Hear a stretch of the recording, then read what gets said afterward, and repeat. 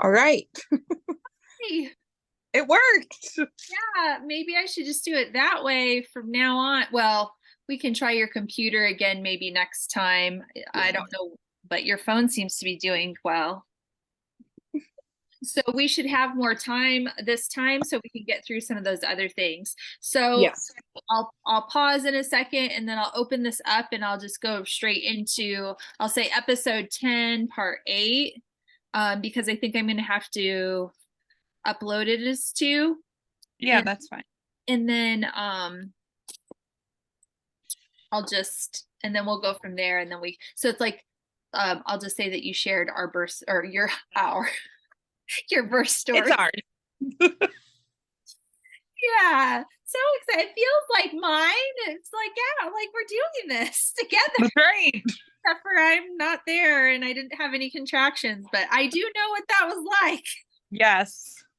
Yeah. Okay, so are you all good on your end? Like Yep. Matilda's okay. Okay. Yep. Um, so I'll pause. Hello, and welcome to the Pretty Kind Campaign podcast. This is JL Candelaria, and okay, I'm going to stop. That was weird. I always think I'm like, should I introduce myself? I don't know. But I never have, I don't think before. And Oh, so, but I always like feel like I should. And so I don't know. I don't know. I have some work to do, Emily, like it's on all good. kind of figure out what to do. Okay, I'm going to start over and I'm going to not say that part because that feels weird. And I'm going to just introduce you like I would normally. Okay. Okay. Woo. Hello and welcome to the Pretty Kind Campaign. We need bloopers. Outtake thing. God, welcome to 2024. I hope it gets better. Right? Okay, here we go. Take 3. Hello, and welcome to the Pretty Kind Campaign podcast. We are talking with Frep Emily today. And yes, I did say Frep. That stands for friend and rep combined. And if you hang out with us at Pretty by JL, you understand that.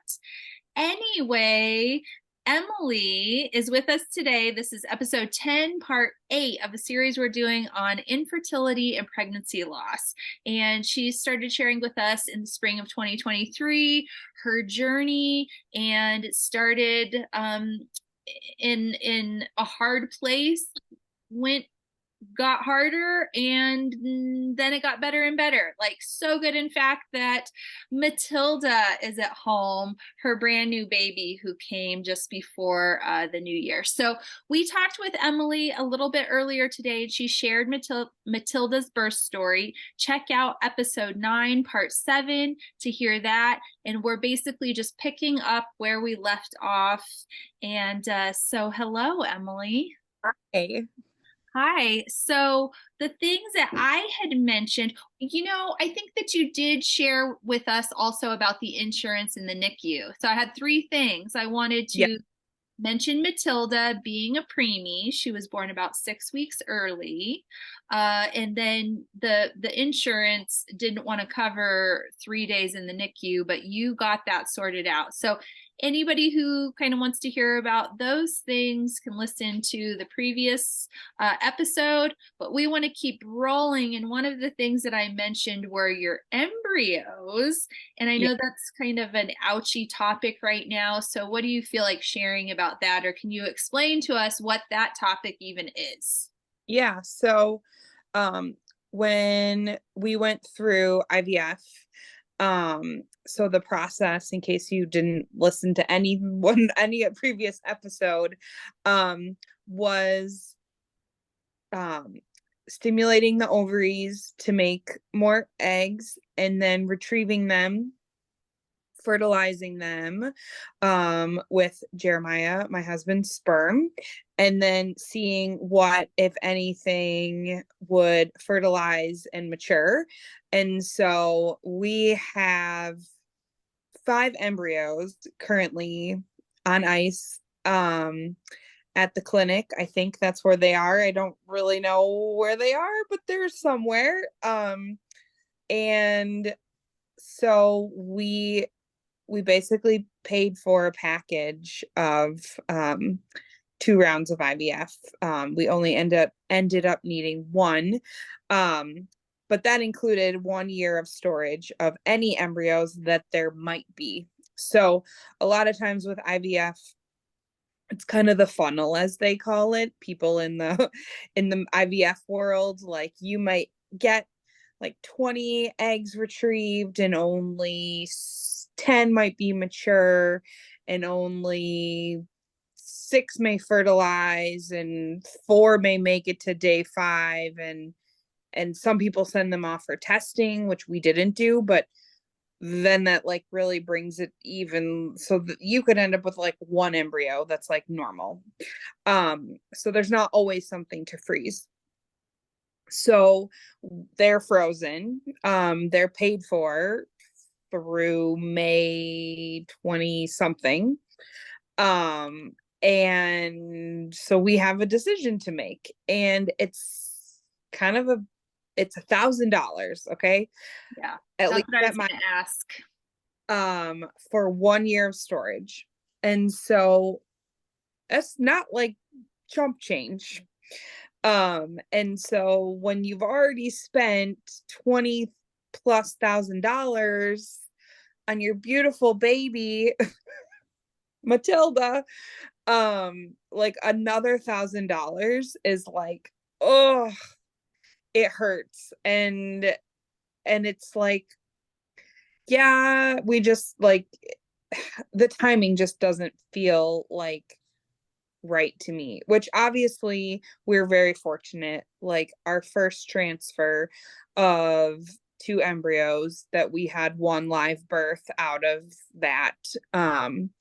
And so that doesn't always happen for a lot of people, and or they go through all of their embryos and they don't have a storage fee to pay for like a second year.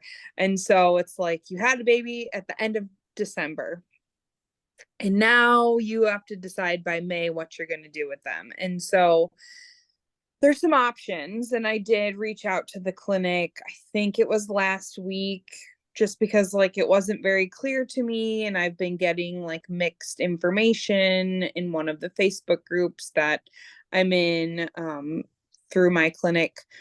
And basically, you can pay the fee. You can set up like a payment plan. So like almost like monthly, if like, okay, we could pay and then at any time decide not to. Cheaper to just pay the whole 1,000 at once, but you know. Um, so we could do that. We could discard them. Or I did get clarification that there is an option through the clinic to basically donate them to science. So whether that's used in the lab to like help change their protocol or practice different things, but they would only be used for that. They would no longer be like ours. They would like decode them, or however they're like marked as being ours. And then when they're done with them, would be discarded. Or you could donate them to someone else. So those are the kind of, is that four? I think four options of what we could do. I have said this for a while that I don't think we will have any more children. I don't think we would have Matilda if we didn't lose Hazel. I think we would have kind of been done with 2.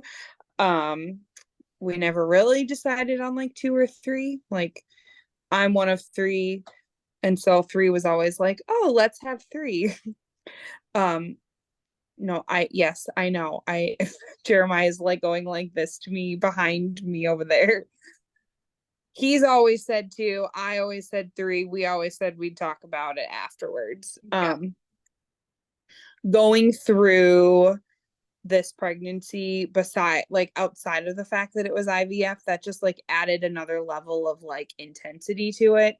um it was very hard on my body, and like I felt every bit of my age, which I'm not that old, but I felt 34 versus 29 when I was pregnant with Graham.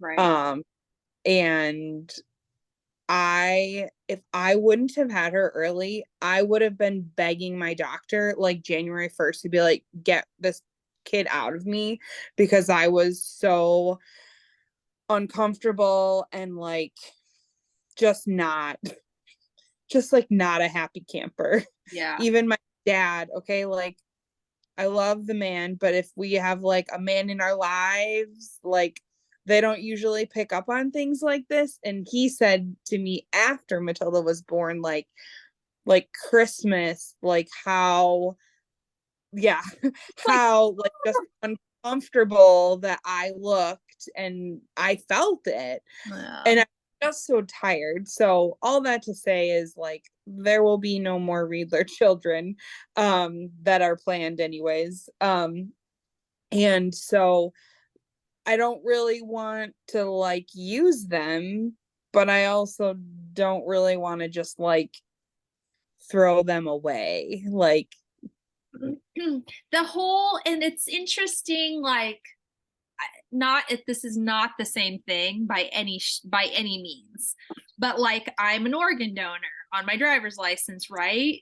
But this does not feel like that, like for some reason. So donating to science, it's like we appreciate science so much, right? Like science, the reason that you got through what you just got through is because of science and everything. So it's like, so logically my brain says like that's okay, that's a good thing, that's helping the cause, but in my stomach it hurts.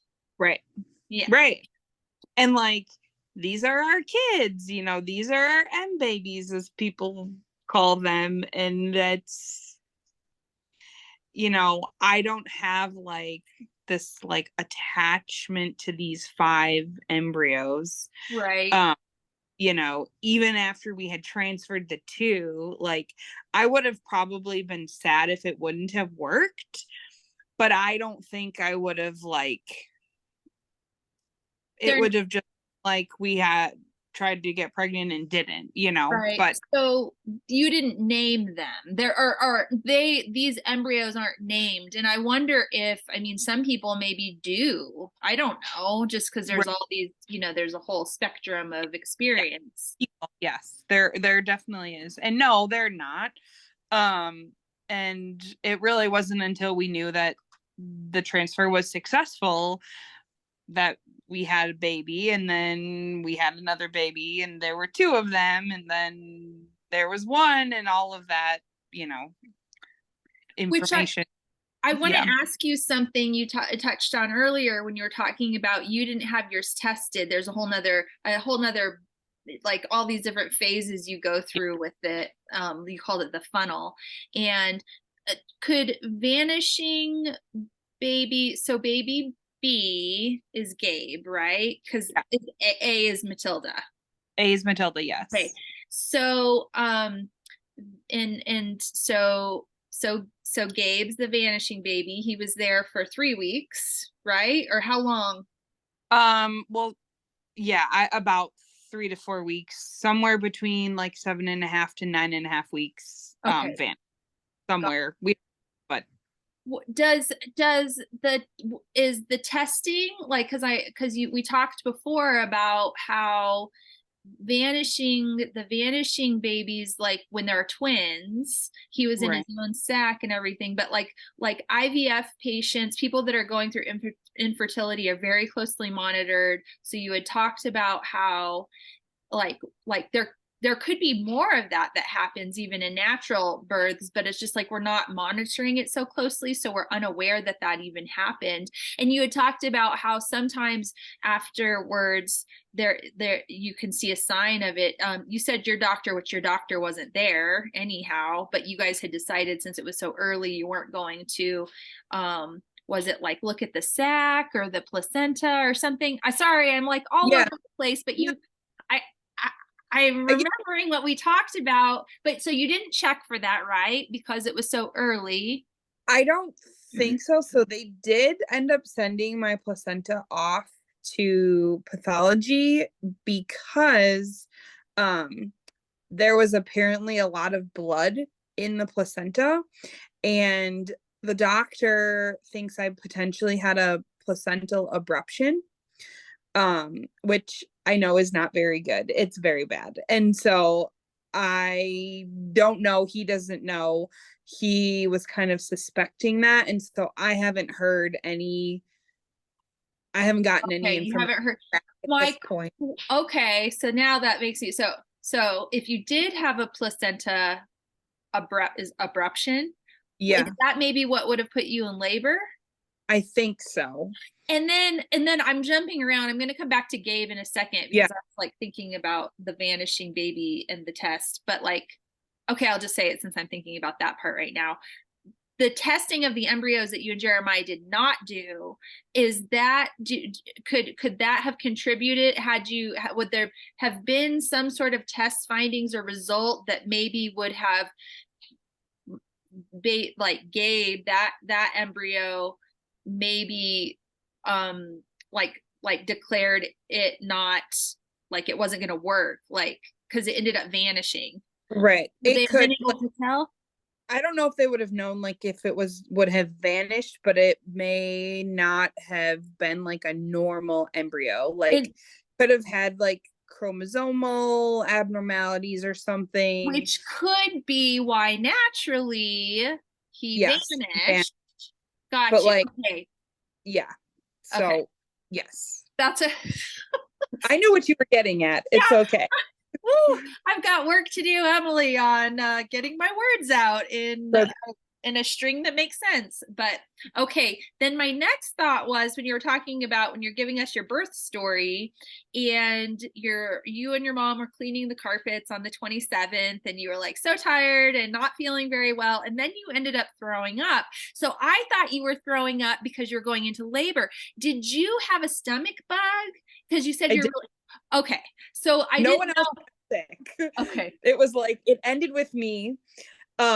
After I threw up, like that was it. Like, I mean, not to be like TMI, but like Yeah. I was in the bathroom all day. So use your imagination like where you may.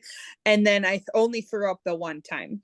So Okay. I had like nothing left in me. It had been, I think, like 36 hours since my last meal, which I ended up not staying in my stomach.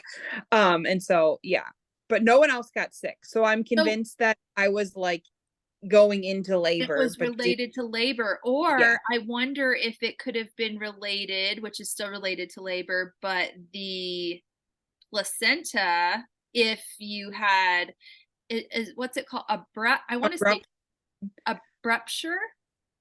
abruption, I think. Like I Abruption. think it pulls away from the uterus, Okay.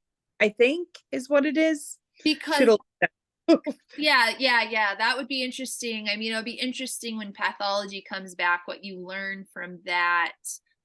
Because if that happened, which wouldn't be a good thing for right, you, Matilda, if that did send you into these, stomach issues that you had, and then sort of then set you into labor from there. I mean, that would be the body's natural way of being like, all right, abort, let's get this. The baby needs to come out. right, Yeah. right. So anyway, Well, I'm just, yeah, my imagination's running away with me because I don't know anything about this except for what you tell me. So right. Well, I don't really either. I've just heard it and I know that it's not good. got you. Um, and so it's kind of interesting because my mom was like, I was gonna bring you in like on the 28th, like if I couldn't keep anything down, because like that long of time, like without eating or drinking anything, obviously is not good to be like Right. pregnant. So I think we would have wound up there anyways. But Right. this obviously just like fast forwarded it a little bit. Exactly. Okay. Um, yeah, not to mention being sick like that, then the strain of it and just you not feeling good, just all the things. So it kind of sounds like it was a perfect storm. Yeah. Like even though it's not what you would have chosen, even though in a few days you would have you would have Right. chosen to have a C-section if they would let you. Um, Right.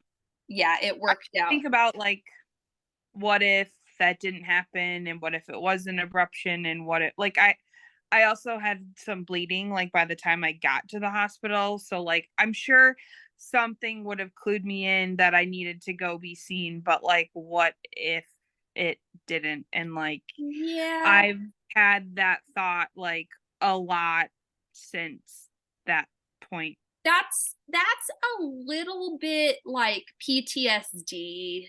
Yeah, In my, like, even for me, that's what it does. Like, if I were you now, I would be like, that was too close for comfort. Like, without knowing, because we don't know, the doctor hasn't right, said this is what would have happened if, because there, you haven't gotten any results back or right. anything. But there's enough energy around it to make one think like, whoo, we're grateful to be where we are. Yeah. Yeah. Well, let's go back to what we were talking about with the embryos. So there's the donating them to science feels kind of kind of just ouchy, for lack of a better word. And then the donating them feels that way to me too. Just Yeah. because the embryos are you and Jeremiah, Right. which granted, when people, so there's, is it the surrogate, there's the person who carries somebody else's, okay, so that's Yes. one thing. And then but it's like, and then there's when a baby's adopted, and yeah, those parents are somewhere else, but it's like those parents maybe have a situation where they're not able to care for Right. the child. So in this situation, it's like we do have parents that are able to care for a child. They're not choosing to give up a child. Right. So then it would feel a little bit odd to have a child that is yours and Jeremiah's like out in the world. And I've like seen things where people who do like donate their embryos, like a lot of times they have like kind of like an, because you're adopting the embryo, like open adoptions where you'd be like, hi, this is like your sibling but not your sibling. And like I, I know that there are people who have had to adopt eggs and who have had to adopt embryos, and I'm glad that that exists for them, but Yes. that is not for me. That Yes. is not for me. And that's where, like, if I were talking to someone who did that, I'd have compassion. I'd be like, this is great. All the things would be different. But I think that you and I, coming through, you've shared with me since the spring, well, and even before then, um, I guess, yeah. So for me, that doesn't feel the same as adoption. It feels different for some reason. Yeah. But again, that's because you and Jeremiah are capable, like, I don't know, it's not the right words, but it's like, and so it would be real. It's like, I don't know. I feel like if those babies existed, then they would need to live with you Right. in your home. There would be mine. Like Yeah. That's my possessive nature, I can't, yeah, I can't, again, that option is not for us. Yeah. Yeah. So then we go to dis then the other options, discard, which, if that just feels Terrible. terrible, especially with all you went through. And then there, it feels less confusing than the other two options we just Yeah. talked about, but it still doesn't feel good. And then there's the money piece. So you didn't ask, so this is for my unsolicited opinion. This is after just me, if I'm like putting myself in you. When I like, because people, it's a thing, like when you're in the childbearing season and you have kids already, and then it's like this thing, it's like, oh, when am I done having kids? I mean, you've already gone through all this. You just told me Yeah. about it, and that you're not planning on it.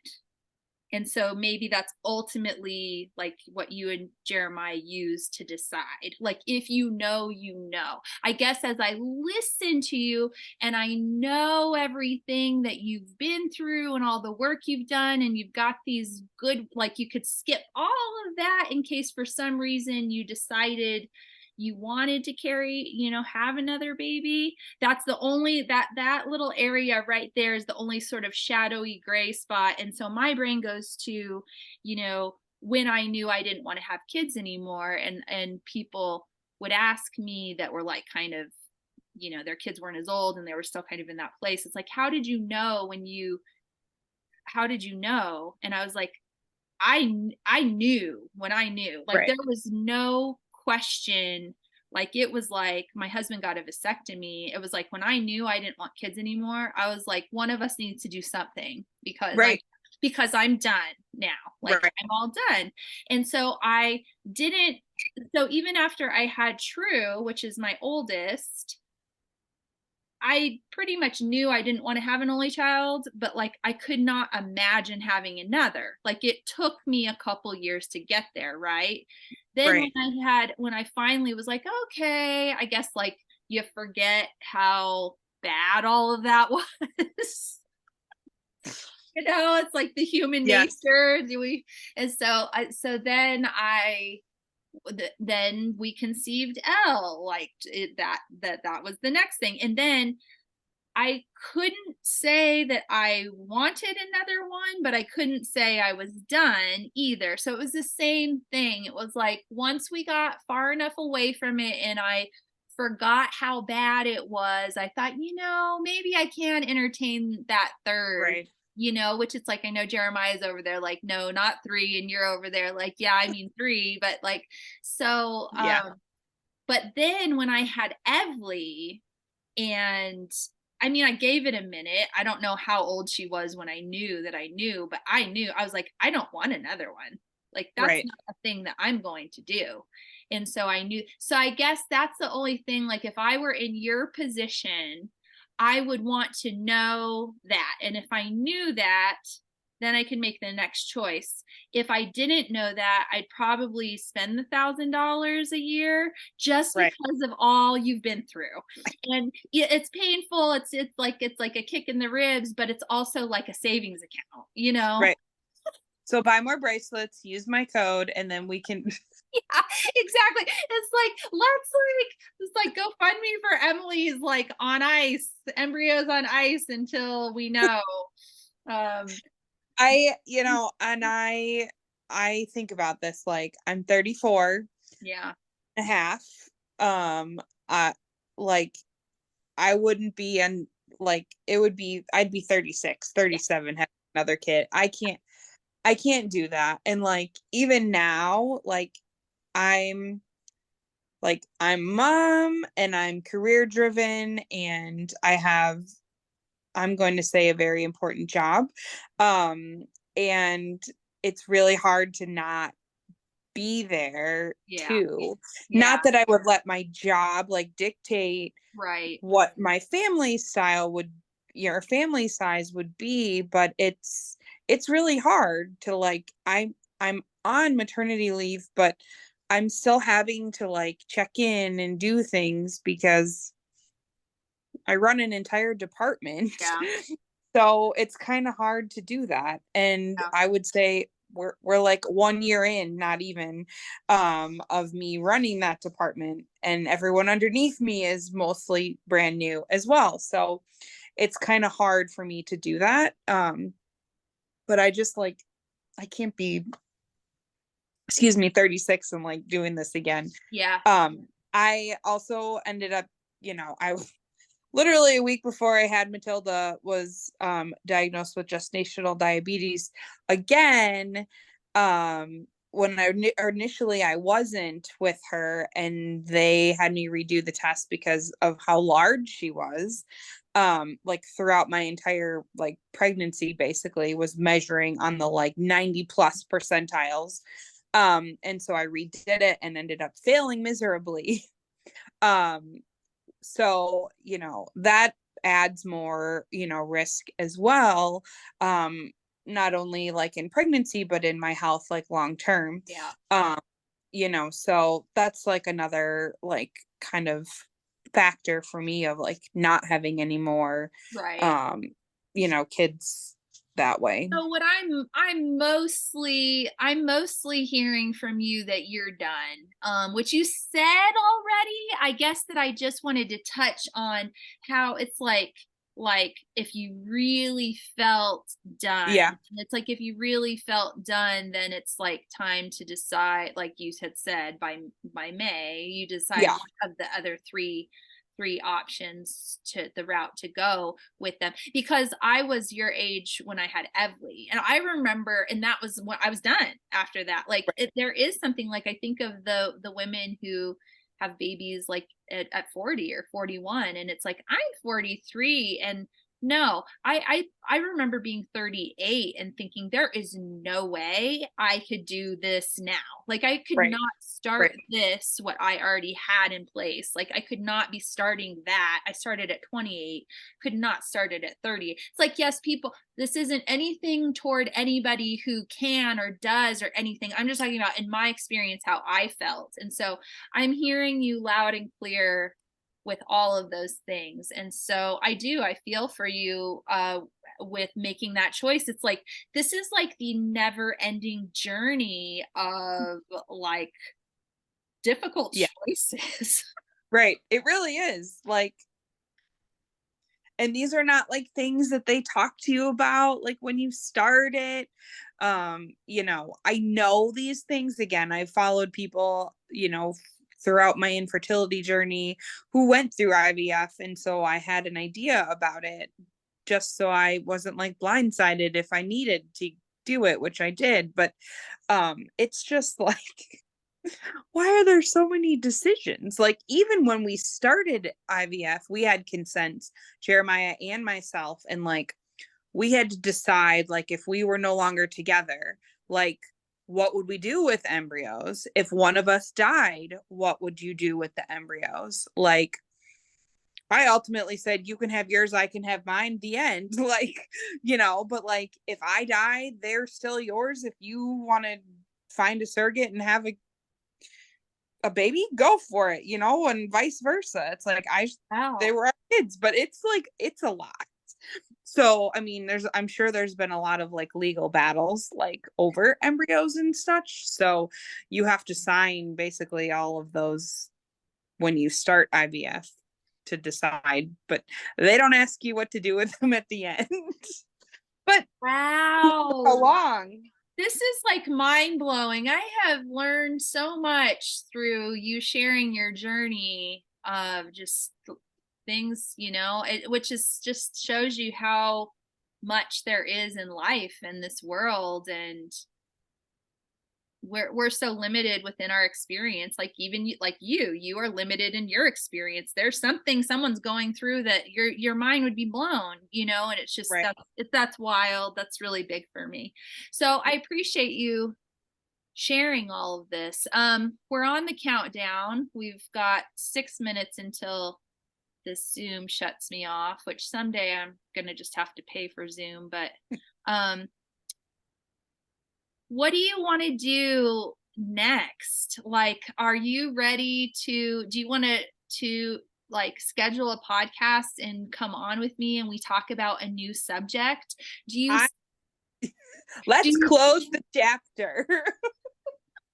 I think I've probably shared this with you, whether personally or like on a previous podcast, but like this has been extremely therapeutic for me to like talk about it and to share it. And I don't know how many people listen to the podcast, but I share it, and I'm sure there's people like in our bracelet community that do as well. Yeah. But how like wonderful to have like, this isn't like an infertility podcast. Like, we're not going to go talk about something else related afterwards. Like, just kind of what I feel like is needed to have. And like, I think about when I had my miscarriage, like, I didn't know.